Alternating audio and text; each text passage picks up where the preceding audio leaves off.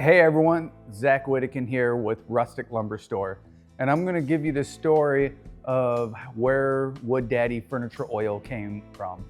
So it was probably about 4 years ago when we were doing table finishing.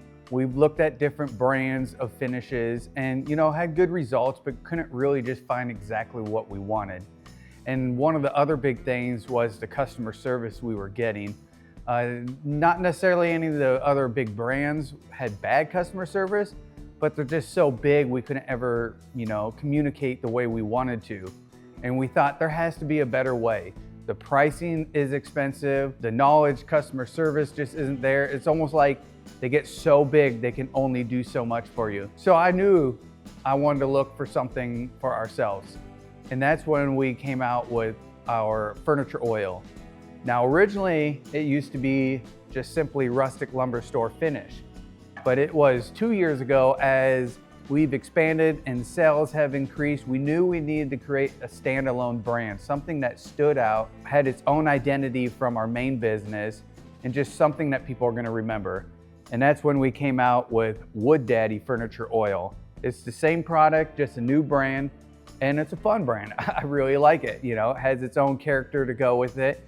And so we've been really excelling with Woodaddy finishes, everything from epoxy, furniture oil, and now our 2K polyacrylic.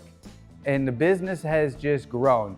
And I would say one of the biggest things that people really appreciated about our brand was that 1, the quality, 2, the price and value, and 3, the direct customer service people are able to have with us. Numerous times I'll have, customers contact us because they have questions about something or another, and they know they can call our office and get the answers they need. So that's really where the Woodaddy brand has came from, and where our future is we plan to excel even further. We want to get our products into more customers' hands, get our brand on the more shelves at the different woodworking stores. And we really want to take on the industry as a whole, because I feel like it's just the value of most of these brands are over bloated. They either have high overhead, higher profit margins, whatever it is, but we're here for the woodworkers. Our number one focus isn't just to make profits, but it's to give a good quality product at a great value with customer service. And the best part of all is the woodworkers that are using our products, they know that we're just common woodworker guys ourselves. We're not some big influencer, we're not, some big hot shots. We are here for the woodworkers that are using the products. When we were looking at other brands to work with, to use and sell, one of the biggest things was some brands just make you have to have a big purchase up front. A few different brands I've reached out to, they wanted me to place anywhere from $5,000 to $10,000 orders just to be able to bring in wholesale into our store and sell. And that's, a lot of money. And then just the overall customer service, most of them, it seemed like once they would sell us the product, the follow up on how is it going? Do you need anything else? It's just kind of like I would buy the product and I'm left on my own. So that right there was probably the biggest thing, is to bring a better value to the table and really have the people using our products feel like we care about them using it. Well, I would say one of the biggest things for us to produce our own oils, I wanted to make a product that people are already very familiar with. And of course, one of the most popular brands out there is Rubio Monocoat. Because the last thing I wanted to do was just create another board wax oil or another tongue oil, something that is pretty universal in general, and everyone's very familiar with Rubio and Osmo and brands like that. And that's when I created the Woodaddy oil, which is a 2-part oil just like Rubio. And you can see it even comes together, your hardener, your oil. So right off the bat, I knew if I can create a product that looks, feels, and used exactly like what people are already familiar with at 2/3 of the cost, that right there, it was gonna be an upper hand from what people are already using. Really, the biggest thing is we just wanna make sure get our product out there as many hands as possible. Our overhead is low. A thing about most of these finished brands, that's their business. They have to create revenue and profit off of their finish. If they are not creating revenue or profit off of their finish, that's it. They have no other streams of revenue.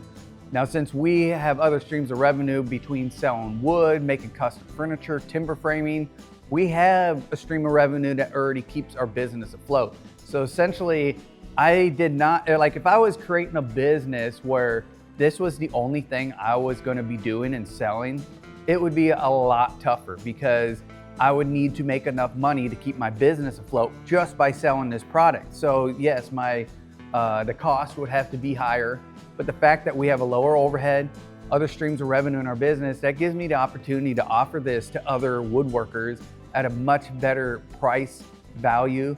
I mean, for instance, these cans are $60 a can.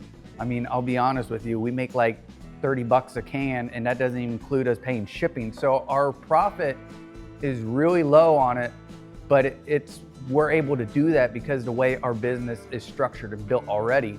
And that gives opportunity to the woodworkers to get a good product at a good price, because I'm not out here to just make a killing on this. I'm out here to create an impact on the woodworking community, to give good products at good value without, the customer feeling like at the end of the day, like, holy smokes, I spent 80 bucks on a can that is this big compared to buying a can for 60 bucks, So that's really the biggest way, because I have people ask me that. They're like, dude, how are you able to sell it for such a price that you do? And that's honestly the way it is. It's the same idea of, for instance, Costco. Costco is famous for the $1.50 hot dog. They're not making money on that because they're making money from everything else they sell in the store. If Costco went out and just created a standalone hot dog shop, they would run out of business at $1.50 a hot dog. Like, it's just not financially feasible.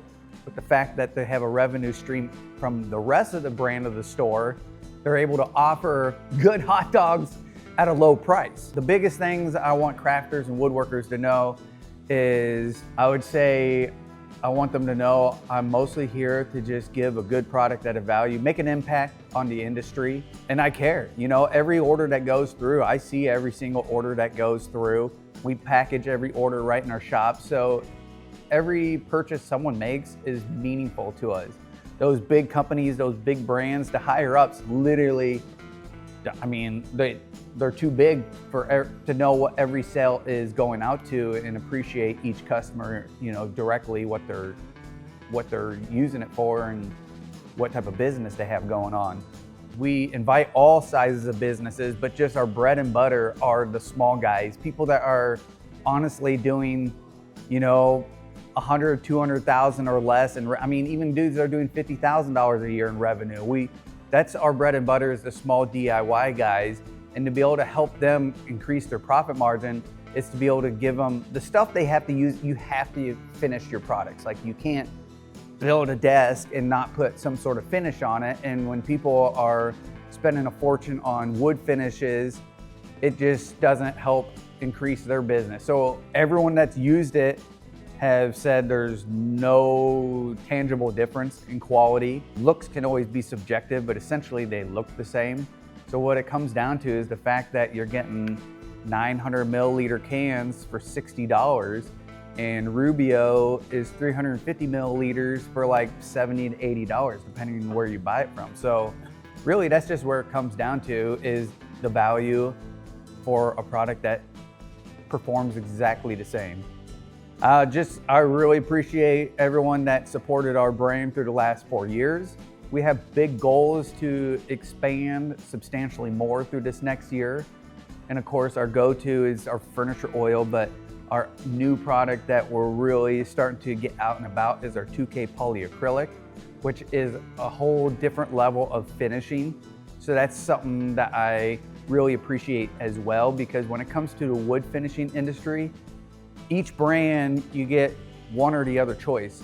There's the brands out there, just to name off a few: Rubio, Osmo, Odie's, those type of companies. They create the wax oils, and that's your only choice.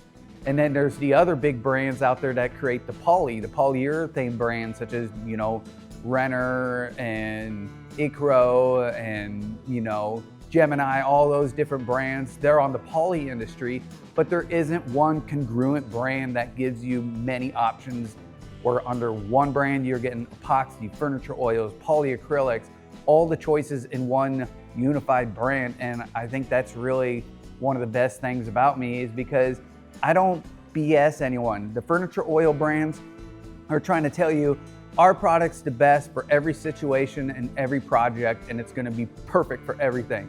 And then the polyurethane brands are saying the same thing.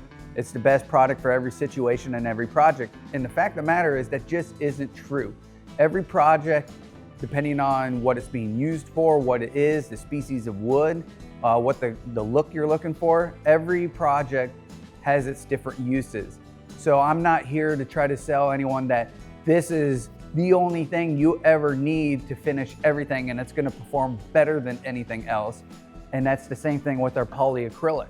It's not the only thing you ever need for every project.